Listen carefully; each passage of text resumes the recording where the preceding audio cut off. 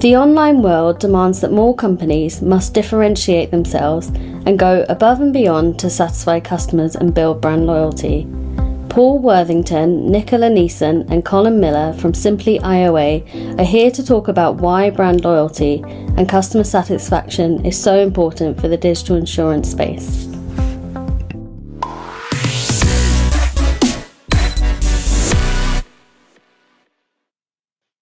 So the topic for discussion today is going to be customer satisfaction and brand loyalty in the insurance industry. Working at Simply IOA, I think we can all agree that insurance companies really struggle with delivering customer satisfaction in the really low-touch industry where consumers shop for insurance. We're going to discuss how Simply IOA uses digital marketing, technology and data analytics to achieve brand loyalty. We'll maybe start off with a quick introduction to everybody who's in the discussion today. I'll start. My name is Mairead. I'm a digital marketing executive for Simply IOA. I've been here well over a year now and I am based in Belfast. Lots of the team can be based in America as well. My role in marketing is primarily digital and I'm mainly the face behind Simply IOA social media. I'll hand you over to Paul Worthington for a quick introduction. Thanks, Mairead. I'm Paul Worthington, Vice President of Data and Marketing for Simply IOA. I joined Insurance Office of America in January 2019 as a Data Analytics Manager and has since progressed through the ranks, I suppose, into co-site lead in May 2019 for the Belfast operation. We got that set up and I progressed to Assistant Vice President of Data in January 2020 and then Vice President of Data and Marketing in around August 2020. Prior to joining IOA, I gained my experience across multiple industries, including fast-moving consumer goods, banking and consultancy, before, I suppose, falling in love with insurance. I believe it's the industry that uses data the best, and being a mathematics graduate, it's something that I was just in love with as soon as I found insurance. So worked in Hughes Insurance for 5 years and over time gained ownership of the revenue side of the P&L, which got me unbelievable experience and exposure and set me up for my role in IOA and Simply IOA. I'll pass you across now to Nicola. Thanks so much, Paul. So I am Nicola Neeson and I am the Senior Marketing Manager within Simply IOA, and I am responsible for the creation and the development and execution of the digital marketing strategy and above the line strategy for Simply IOA. I joined the team back in June 2019 and I have really enjoyed my experience to date. I've loved building the team, the candidates that we've brought into the team, and I'm really excited about where we are going to take Simply IOA throughout America during the next 5 years. Cool. So lastly, me, so Colin Miller, data scientist. I've been in Simply since April 2019, so just about 2 years now. My experience previous to that was an actuarial science degree.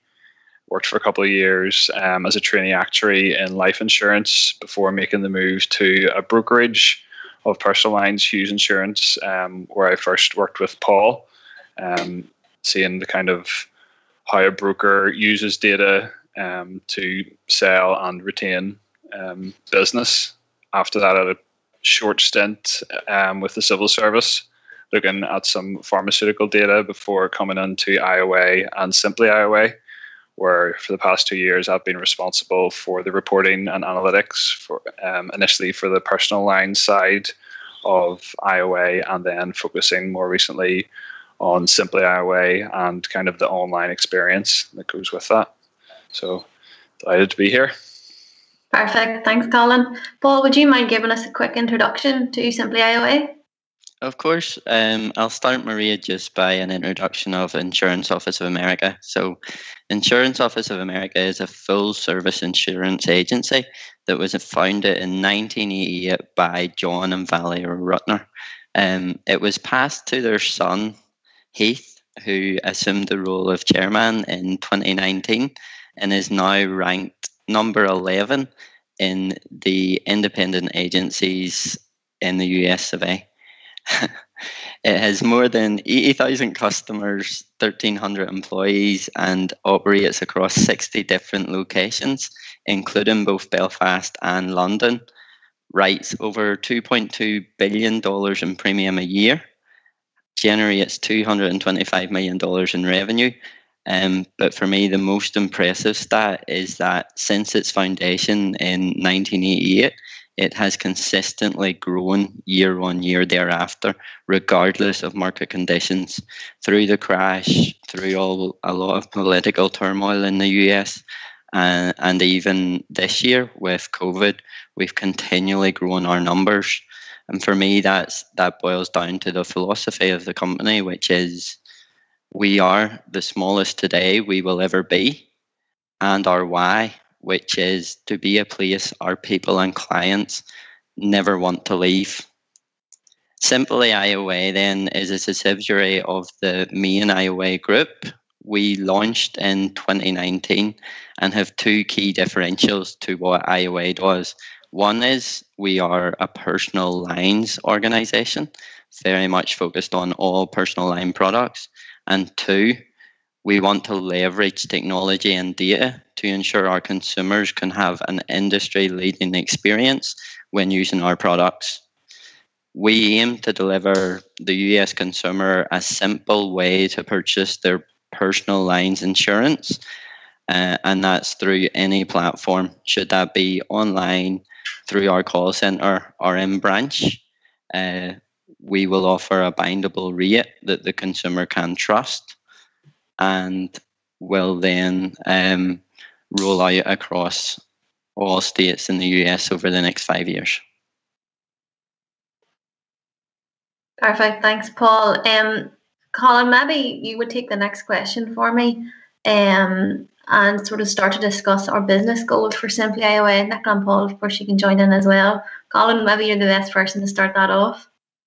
Yeah, absolutely. So Paul's kind of covered some of it there. Our plan over the next 5 years is to offer the industry-leading technology in all 50 states for all personal lines business.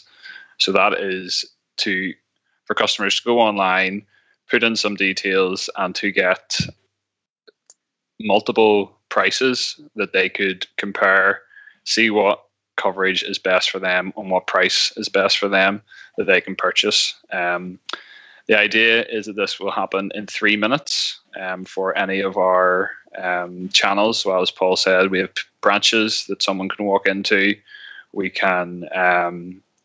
have the call center that someone can pick up the phone and speak to one of our agents, or we have the website that people can completely purchase their insurance online with no human interaction. It's just kind of whatever the customer wants to do. We'll be there to meet them the way they want to be met, the way they want to deal with their insurance. It's not really something that exists in the US as of today.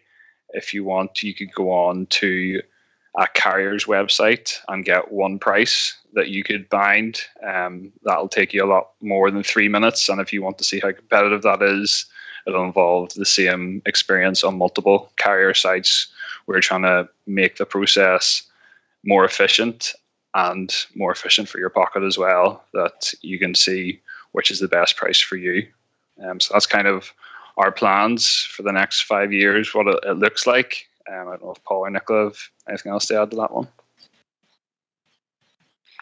No, I think that's perfect, Colin. I think, it's very much a new technology to the US market. And I think for us, sometimes in the UK here, that's hard to understand. But when I first went across to the role in the US, one of the first observations I noticed was actually the US insurance personal lines market is probably between 5 and 7 years behind the UK market. They don't have any Compare the Market. They don't have cocompare.com. And actually the technology that they offer in the direct call centers across the online portals is so far behind even the agent management systems that we have in the UK today, that there's a massive gap for someone to step in here and really start to own that market. And that's what the opportunity is Simply IOA has identified. We are actually using members of the team from across UK, Belfast, London, and America, which gives us a breadth of experience in the market, which would be 5 to 7 years ahead, to actually activate, and gives us confidence that we will be very successful in the US. And with that ambitious business growth, what does everyone think our biggest challenge is going to be? So we have 3 main areas that we think is our biggest challenge, and we'll probably take one each. So our 3 areas: one's recruitment, the second area would be our technology and ensuring we're using MI-based decision making at every single point of our journeys and roadmap, and then third, which is what leads us on to the talk, and some of the fundamentals around what we're here about, is brand loyalty and customer retention in a low touch industry. So I'll take the first one, which is recruitment and people. We launched our Belfast site. I think Colin was employee 3 or 4. I was number 1 in January 2019. But we set out with the goal to be 40 people over 5 years. We had the support from InvestNI, which was incredible. They helped us every step of the way. They helped us find offices. They helped us with technology. And myself and John Woods, as co-site lead, got an incredible amount of experience and learnings from their support. With that being said, then, 40 people after 5 years, today we are actually 40 people, and it's 2 years into our journey. So one of the biggest challenges we see from the Belfast side of the operation is just ensuring that we can continue to find great people. We've built an unbelievable team to date that has over-exceeded all the expectations of our US counterparts, and that is the main reason we've achieved such growth in such a short time. I don't foresee that slowing down anytime soon, but I do believe the Belfast market is getting a lot more competitive. So challenge 1 will be, how does Simply IOA and IOA Group ensure we're continuing to attract the best people in Belfast that allows us to grow and match our ambitious growth plans? And then actually, how do we replicate and ensure we're doing the same in Florida? Because we have been very fortunate that we have an unbelievable team ethic across the Florida and Belfast operations, where it's just now seen really as one team. And we just need to ensure that we're growing and finding the right talent to execute the 5-year strategy. The second part then is your technology and MI decisions, and I'll pass you across to Colin to briefly chat on that. Thanks, Paul. Perfect. So as Paul said, I think I was employee 4, maybe. There was 2 developers in the door before me. I think we're probably now at a development team of over 20. So with 50 states, multiple products, there's a lot of development work to be done, a lot of development work going on to make sure that our product is live and working. With that much development, that outputs a lot of data that we it's great for us that we have that much data to analyze, to understand, to make decisions in real time. What campaigns are working, what's not working, at what stage of our funnel. Are things breaking down? Are things going well? Obviously, as a startup now, new business sales are kind of our main thing. As we get to being a year, 2 years old, then retention will be another major factor. So it's just kind of making sure that we are aware of the key drivers of that management information, that we, if it happens yesterday, we're aware of it, that we know what levers we can pull to move things in the direction they need to be going, whether that's people coming onto our website and dropping off straight away, and we need to chat to Nicola about what our website looks like. Why might people not like it, or is it just loading speeds are kind of the things that are just massive. If people aren't getting through the very first step, it's very difficult for our sales agents to make a sale if we're losing everybody straight away. And then at the bottom end as well, in terms of our sales agent, we're looking at all their performance. How quickly are we calling someone? How quickly are we answering the phone? It's just making sure that we're always on top of these things, that we have the right amount of people, enough people to look at this, and the right people to look at this. So it starts off with technology and comes back to people. It's very important that when we have such ambitious growth plans, as you say, numbers wise, that even today, while we're small and we're growing every day, that we do things right from the start and keep improving. So kind of on those growth plans, after 5 years, our target is for 0.5% penetration of the total available market, which sounds very small. Maybe doesn't sound very ambitious, but when you look at it policy and premium wise, it's over 1 million policies. It's over $2 billion in premium. So as Paul mentioned, the total IOA business, which has been going from the 80s, I think, is $2 billion. And we're looking to add another $2 billion in 5 years, which is only 0.5% penetration of the first 14 states we're going into. I think just when you compare that to growing up in Northern Ireland and Belfast, the big city with 500,000 people, to we're starting in Florida with 20 million people, to a country that has 230, I think, in the US. It's just a massive, massive opportunity. It is ambitious, but yeah, it's fantastic to be involved in. And that's pretty much it. We're hoping to do it technology wise, but technology and people are the big things.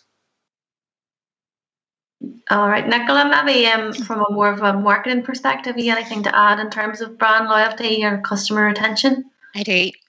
So really from a marketer's perspective, our biggest challenge is brand awareness.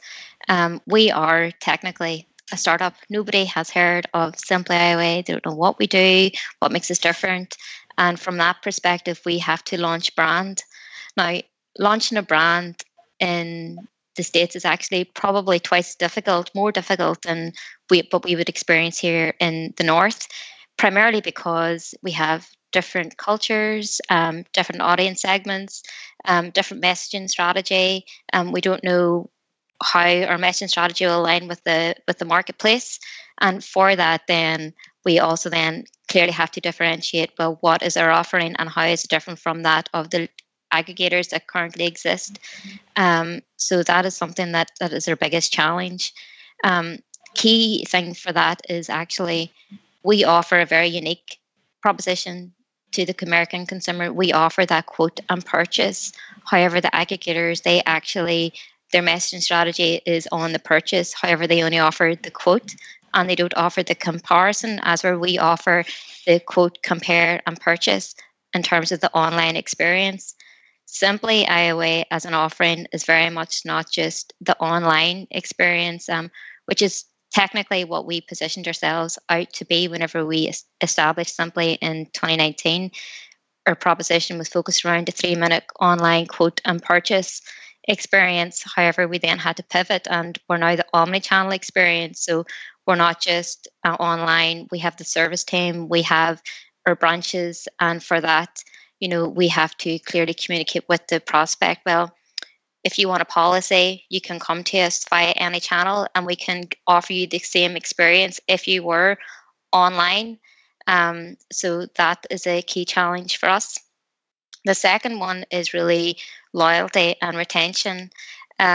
So loyalty is, I am an auto renewer, just being honest about it. I do not shop my car insurance. I've probably been with the same carrier for nearly 20 years because I don't care. However, what we want to do is provide customers with choice. And with that, then we have to ensure that the prices that we provide the customers and the time and the experience that they receive via any channel is one that they want to stay with us. So we have to implement strategies around that process. And the way that we do that is to always to be front of mind for the consumer. So to do that, we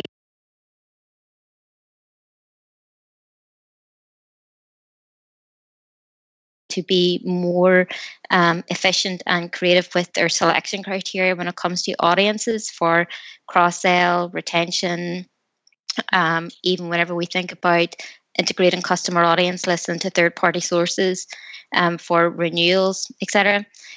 We then have to think about, well, how can we replicate our online experience with the offline experience? So an example of that is an Agent View application. So our proposition back in 2019 was a 3-minute quote and buy online journey. However, whenever we initiated and created the service team, the call center team, we quickly learned that actually whenever a prospect speaks to an agent, it takes 45 minutes for a homeowner quote and 20 minutes for an auto quote. So therefore, we're not delivering our commitment and our promise to the consumer because we're still taking up too much of their time. And that's something that we have to resolve. So Agent View in order to replicate the online journey. The third piece of the mix is really the marketing strategy. So how do we become front of mind for the consumer? So our approach to that is in 2020, we had actually planned to launch our above the line marketing strategy, which would have included TV, radio, TV on demand, podcast. However, COVID came, so we had to pivot, which then allowed us time to plan and create a strategy that allowed us to actually focus on, well, where are our consumers? So we pivoted and we now focus solely on Central Florida, and we leverage our affinity partners for the other jurisdictions within the state.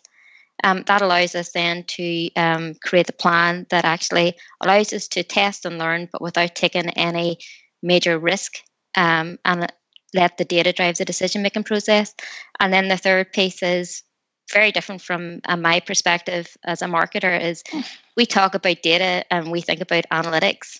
However, whenever we talk about data, we talk about Power BI and what is the visitor behavior. We talk about the consumer behavior. We talk about the service team experience and in-branch experience. So Colin and the team actually help us create the models for the customer experience, and then how can we optimize the experience within each of the channels, be it online and branch and service team, be it the email experience, and whenever they are due to renew. So there's lots of challenges that we have to deal with on a day-to-day. However, they're very much good challenges because they force us to think differently and put the consumer first. Perfect. Thanks, Nicola. You mentioned quite a bit there about experience. Paul, maybe you're the best person to ask this. How do you ensure that our customers receive the most optimum experience? Do we have models in place? Do we test? Can you talk us a little bit through that? Yeah, of course. I think it boils right back to kind of who IOA is as an organisation and what Simply IOA wants to achieve. We're very blessed to work directly for an organisation that has a view not on month-to-month performance, but actually they want to grow, and in 5 years' time they want to be a much bigger organisation than they are today. And his goal and focus is to have an organisation that he can hand across to his children in the same way that his father handed him an organisation that is in a much better long-term position than it ever was when he took it on. So that allows us really to do two things. When we couple that with the why of Insurance Office of America, which is to be a place our people and clients never want to leave, we can have a really, really focused customer lifetime view. And what that does is completely adjust our strategy and how we bring consumers to us. We're less worried about the year one customer acquisition costs, because actually if we get the right customer, they return 3-4 times the amount because of the likelihood to upsell the overall retention metric being much higher. They have a brand loyalty because Nicola has done such an amazing job pushing our message across Central Florida. And then as we expand into the States, resonating that message with the consumer, that they've come direct to us because of our values, because of our proposition, because of our differential offering, that they will stay with us. And they will actually not just be an auto customer. They'll put their auto with us. They'll put their home with us.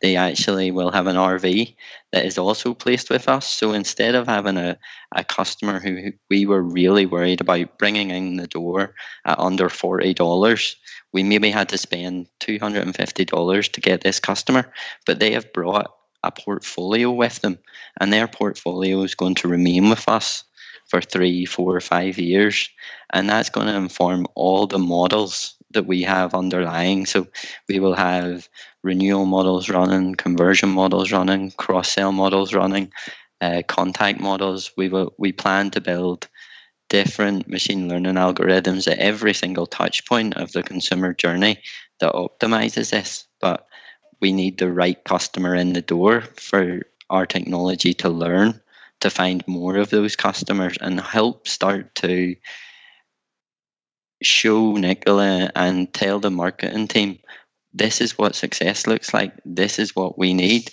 And that circle, just actually by focusing on our long-term goals and our 5-year plan and our 5-year objectives, means that we will be so much better in 2023 than if we turn around to the marketing team today and say, okay, our below the line activation budget is $10,000.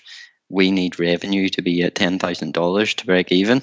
If it's not, then we need to adjust. We're very much going, get us the right customers today. We will roll that out across every single state, and we will grow in the right way and be a much better place that a customer, again, never wants to leave. I think there's probably lots of ways we will do that and actually implement and activate to achieve it. Maria, you will have a lot of tests in your world on our social and driving the right customer through that. And as Nicola hit on, I think our ethos has to be feel fast, learn quick, and run as many tests as we can possibly think of, because we've got the confidence that our owner is not worried about year one profitability. He supports us to make the right decisions for Simply IOA to become what it can become. Perfect, thanks Paul. Can we maybe talk a little bit more about what our key metrics are going to be for that success? Colin, maybe you could take this. Yeah, I'll take that one.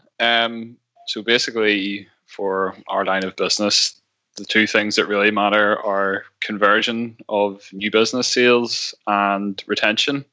They're kind of the be all and end all of an insurance broker, but there's so much kind of that feeds in to each of those that build up to conversion, that build up to retention. And then in terms of customer loyalty, a lot of it comes down to, okay, how easy are they to deal with? Like when I have a problem, was it sorted last year?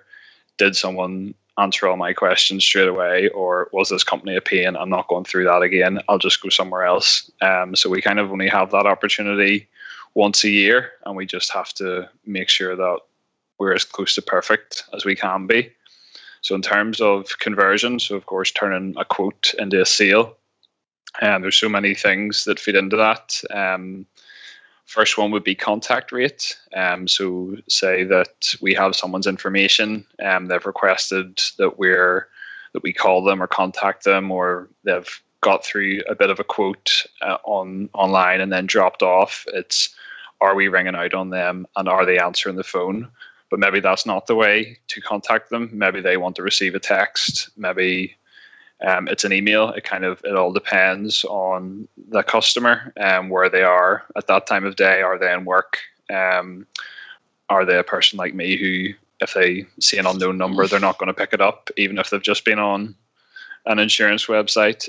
So as Paul said, we'll have contact models that'll say, okay, this person, because of this attributes based on what we've seen before, will most likely respond to a text message, then an email, then a phone call kind of thing. And then if it is a text message, it's a text message at such and such a time on a Saturday, or it's a phone call after 5 when they've stopped working during the week kind of thing, or kind of all the things that will be led by data.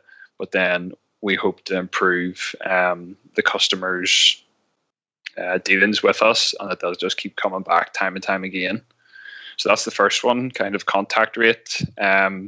The next one, the quote within 3 minutes. That's what we're aiming for, even if we're not sort of publicizing it as much as we were at the start. It'll be something we measure, kind of how many of our customers are getting through the process within 3 minutes from start to seeing a quote.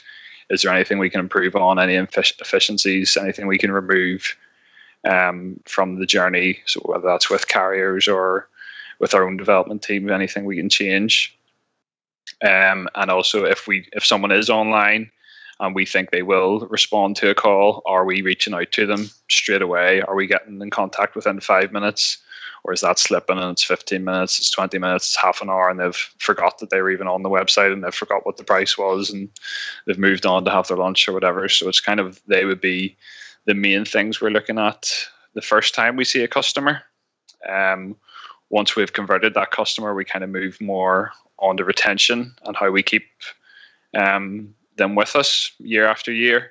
So kind of the massive advantage we have as a broker is that we have a panel of insurers. We have a range of prices available to us, rather than if you are just with an insurance company, you have your price next year and that's your price.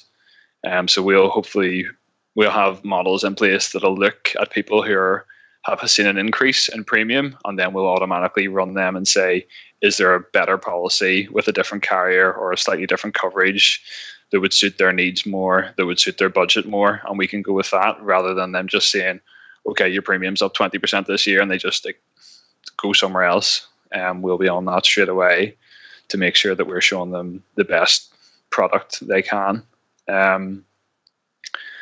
Also then, if they're calling into us, we'll be monitoring how do we answer all our calls, do we answer them quickly enough?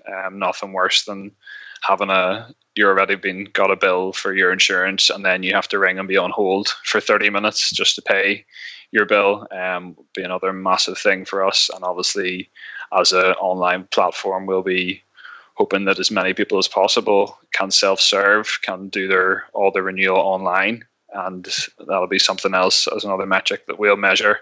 And all of that kind of feeds into our Net Promoter Score, which will be massive in determining what customers think of us. Have we done a good job the past year? Will they keep coming back? And if our Net Promoter Score is high, then certainly our retention will also be high. And those two things, conversion and retention, are what feed into the number of policies we have on our books, and kind of all the bottom line figures come out of that. So they're the two key metrics that we always focus on, and the main things that kind of feed into those metrics. Yeah, I think that point that Colin made is absolutely massive. You know, we're going to be super proactive in making sure that the customer wants to remain with Simply IOA. Most organizations in the US will not shop the renewals. We're not saying that we are going to shop every single renewal on our book. However, what we are saying is we understand the consumer's behavior, and we've got to know, even through very few touch points with the consumer, of how they want to deal with us and how they want to interact with our brand. And actually, you know, we understand what are the biggest pain points in insurance, and number one is price. So if your renewal's going up, we're going to do something about it before you have to do something about it. And we will let you know how we're going to make your experience so much easier. So yes, on the new business front, we've made it easy for you to compare and get a competitive rate for your insurance. But actually, more importantly, we'll even save you 3 minutes every year going forward, because we're automatically going to take that comparable part away from you. And when we see increases in your renewal, we'll shop you and we'll get you the right level of coverage, and we'll text you 90 days in advance to let you know. And we'll be so hands off that actually the touch points don't matter, because every time we do activate a touch point, it's meaningful for how the consumer wants to be interacted with, and it's the right way the consumer wants to talk to. And I think that's a massive point there, what Colin's touching on. And our metrics for success essentially drive our business, but it's by engaging with the consumer on how they want and really leaning on the behaviours and less on the risk details. Perfect, thanks, Paul. You've maybe touched a little bit on what I was going to ask next, but it's, why are you so confident in our success? I feel like I'm going to get a very data-heavy answer, but give it to me. Well, I think I'd be unbelievably confident in our success because, one, the team we've built today, we've brought together a fantastic team. We have people who have worked in an organization that have took market share to 20%, and our goal is 0.5%. We have people in the team who have transitioned books of businesses from panel to broker, from broker to panel, who have created their own actual rates in the likes of Colin, who has an actuarial background. So we fully understand the industry that we're working in end to end. We fully understand our levers, and we've got a proven track record. We've got a phenomenal marketing team now in place. Originally, when we launched kind of 2019, we thought, okay, how do we make this successful and how do we get Simply IOA to where it needs to go as quick as possible? And that led with probably an outsourced agency relationship. But very quickly, we actually realized, look, by taking full ownership of everything that we do, everything then becomes within our control. And we go back to, Heath as our chairman, who allows us the time to make mistakes because it gets us from A to B so much quicker in the long run. And he supported us fully to bring every single marketing activation in-house. So, that leadership that sits over everything, combined with a phenomenal team who has a proven track record, is why I'd be so confident. And to date, we can already see massive results. We have improved retention in the organisation by over 8 points by working alongside the leadership and adjusting the perspective and starting to actually go, as an organisation, as an agency, we need to be so focused on the consumer. And that's how we report now every month. We never look at our financials. We just look at how many customers do we have, how many customers are we keeping, and what are we doing to make sure that that customer never wants to leave. And over the course of probably 12 to 18 months, an 8-point uplift in retention is an incredible result, again, by an incredible team that we've had built around us. And even our new business rates, insert COVID in March 2020, 2 months, completely fell off. But long-term strategy, what do we need to do and how do we adjust this? We brought the team in. We bounced lots of ideas off each other.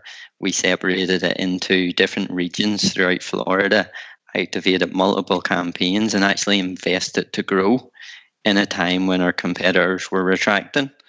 And our new business levels came straight back up to the levels we expected by June, coupled with the increased retention, actually made us a more profitable organisation. And again, the 30 years of growth, we grew every single year. And even through COVID, we had a dip, but continued to grow because of our people, because of our team, because of our ethos.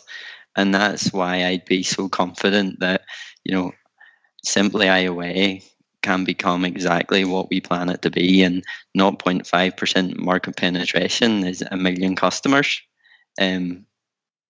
It's not easy to get 1 million customers on the books of business, but by taking everything in a logical path, not being afraid to fail, testing and learning extremely quickly, I am so confident that we will get there.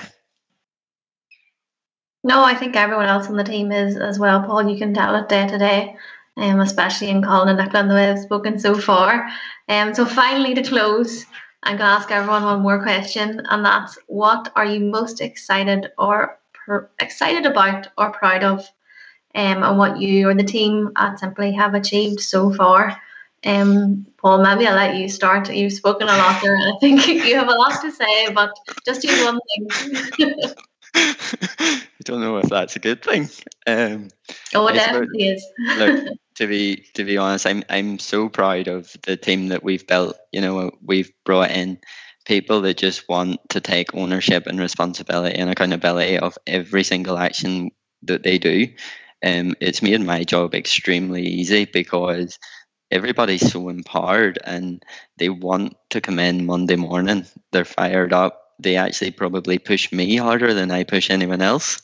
And having that every week is just, you step back at times and go, I feel incredibly lucky and incredibly blessed. And when you think of it the whole way back up, it's because the leaderships think in a certain way that isn't akin to most businesses, that gives us all the satisfaction and enjoyment that we get day to day. I think launching a brand, continually expanding our total available marketplace, seeing our growth every single day. We, have hit $1 million in premium. It took us 18 months, but if we compare ourselves to the like of Hippo, it took them 21 months. So it's a big statement to even mention Simply IOA in the same breath. But for where we are today, I'm so proud of the team, how far we've came, and I'm just so excited about what we can become, and actually how much influence the Belfast operation in such a short time plays in what we're trying to achieve in 50 states in America with all the 230 million people in a massive market, and we are influencing that every single day, and we continue to grow every single day. Good answer. Colin, have you anything you'd like to add? Probably just on the proud. Paul's already mentioned it, the point uplift in retention. When I came on board, it was a very macro approach to retention of how much premium have we kept on versus last year. And that didn't really take into account the premiums were increasing, and we kind of went the complete other way around and said, instead of look at the macro, let's look at the micro of every single policy. Where we're losing it, how many are we actually keeping? And there was some difficult conversations were had initially. I don't think data had been a big part of management discussions before that, but for us to be involved in the discussions and then to completely change the way a curve was going down to going up, extremely proud of that and the impact it's had in the past couple of years, and how we can learn from that retention and customer loyalty going forward with Simply. Perfect. Nicola, from a marketing perspective, what are we excited about? What have we got coming up? What are we proud of? Yeah, I think the first thing I would like to say is just proud of. I'm exceptionally proud of the team, not only just the marketing team, but I'm really proud of how the marketing team collaborates with the data science team, the development team, the service team, to help deliver better experiences whilst also creating strategies that engage with the consumer, as opposed to creating strategies that we think is the right thing to do for a brand. Second thing I'd be more proud about is actually we pivoted and we adjusted back in March 2019. We were just about to launch our brand in the state of Florida, and COVID came and we had to stop. But that actually gave us a time to reflect and learn and adjust. So COVID has had a negative impact on many, but for us, it gave us the opportunity to reflect. And then the third thing I'd be really proud about is, just how our team just get things done. There's no micromanagement. I trust everybody within the team to deliver in the best interest of Simply, regardless of their role or capacity. And ultimately, we work together to achieve the goals of Simply. And I firmly believe that we will achieve greater things than some of our competitors because our proposition is so unique. Perfect. 3 very good answers. Having discussed all that, I think it's fair to say we have lots to get on with. So I really enjoyed that. I hope that really did as well. We're getting better and better at these Zoom calls. We have lots of experience at them now. And yeah, I'll let you go. Thank you so much again, and I'll get talking to you all very soon. Thanks, Mairead. Thanks, Mairead. Thanks, Mairead. Great job.